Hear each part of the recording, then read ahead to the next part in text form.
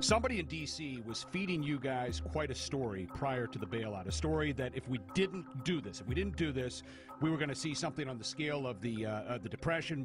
There were people that were talking about, martial law being instituted, civil unrest, all this kind of stuff. Who was feeding you this information? That's Henry Paulson. We had a conference call early on. It was on a Friday, I think a week and a half before the vote on October 1st. So it would have been the middle, what was it, 19th of September, okay. We had a conference call. In this conference call, and I guess there's no reason for me not to repeat what he said, but he painted this picture you just described. He said, this is serious. This is the most serious thing that we face. It's going to be far worse than the Great Depression of the 30s. And all these things, he was very descriptive of exactly what would happen if we didn't buy out these toxic assets, okay. Which he abandoned the day after he got the money.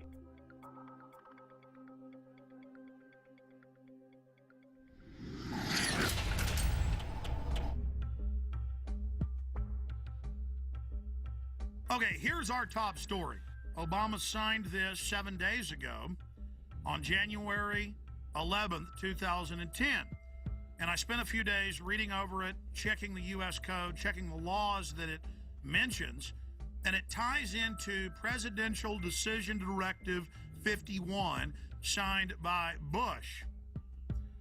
And remember, Congress wanted to get the full Presidential Decision Directive and accompanying executive order?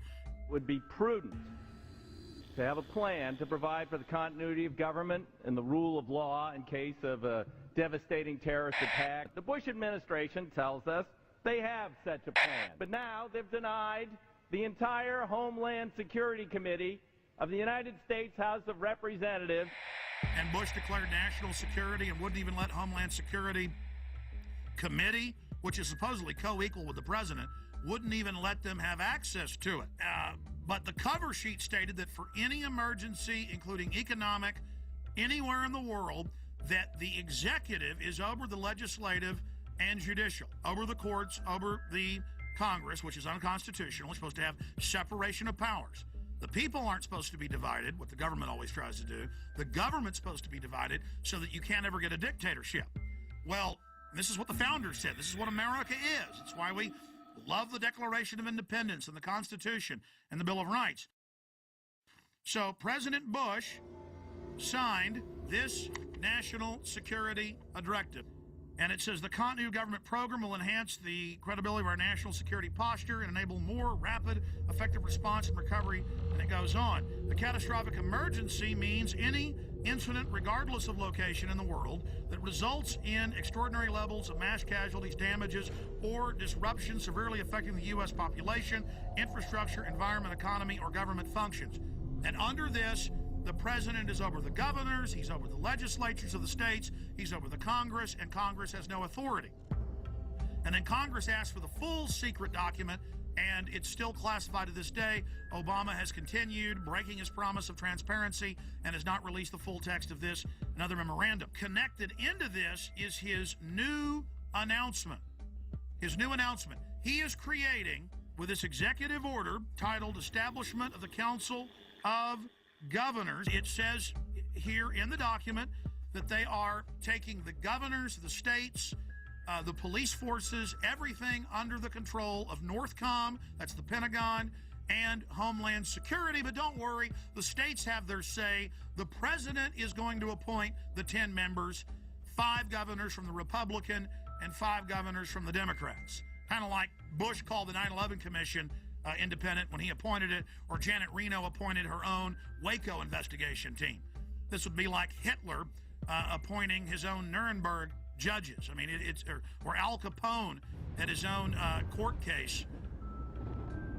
I mean, it's just absolutely ridiculous. And there it is at whitehouse.gov, the executive order for anyone that wishes to see that for themselves. Separately, I have the RAND Corporation's plan that they put out last year. And this plan, the Stability Police Force of the United States, justification, options for creating U.S. capabilities. This has already been implemented covertly in the last 15 years. But now they're just being open about it.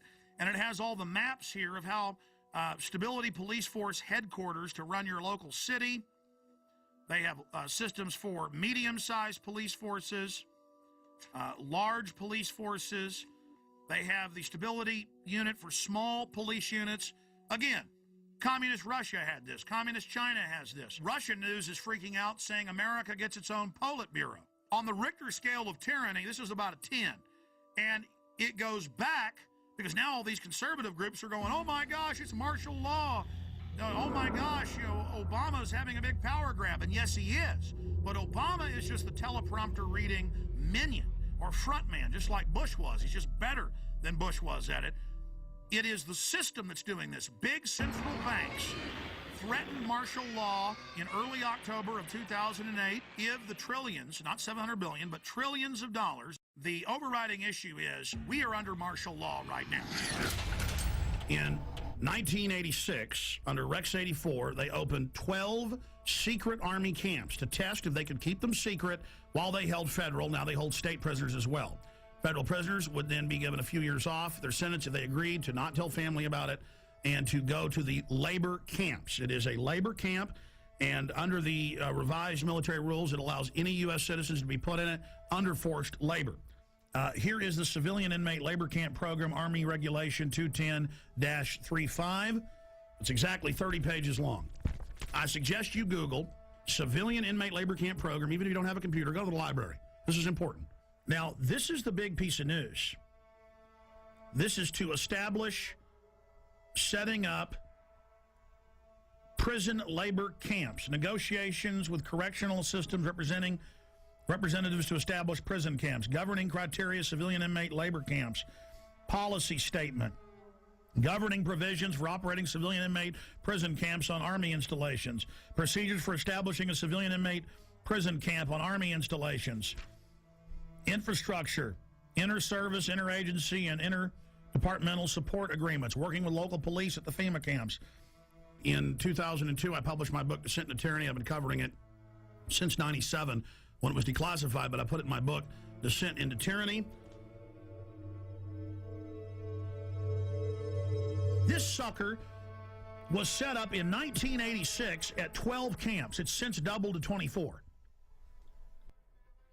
And from 86 to 97, secretly at labor camps, U.S. citizens, non-military prisoners, were worked on FEMA camps. Now, this was beta testing.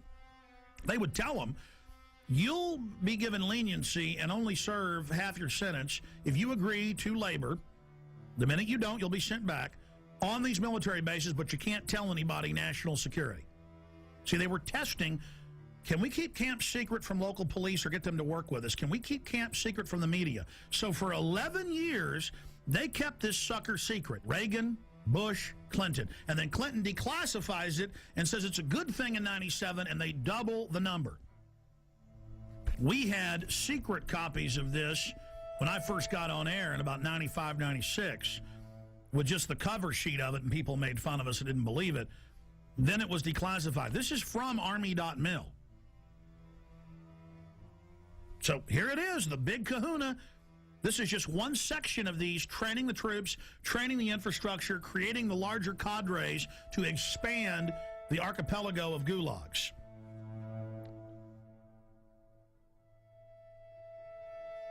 New legislation authorizes FEMA camps in the United States. And it says 6 major camps across the country with hundreds of sub-region camps. Now, if you watch my films and read the documents we put out, that's exactly what we said the camps are and how they operate, because we reverse engineered all this.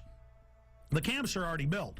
It's when they want to openly announce they're doing it that they then pass a law. And they say, oh, all these shut down military bases that they've been keeping refurbished and putting barbed wire facing in and putting in showers and bunks, and we knew that those were to be the FEMA camps, because in the FEMA documents and the congressional leaks and from people that worked at the camps, we knew, and we would list the camps. Then we noticed when it was declassified in 97 that the very camps that had been, quote, decommissioned under the base closure, because they'd said back in the 80s under Rex 84 they were going to use the camps in Congress. So we said, you want to know where the camps are? They're old military bases And they're old POW camps from Italians, Germans, and Japanese. Guess what's in here? Guess what's in the bill? They've reintroduced the National Compulsory Service under H.R. 1444. It says for mandatory national service. Defense Department announces civilian expeditionary workforce in Pentagon Directive 1404.10.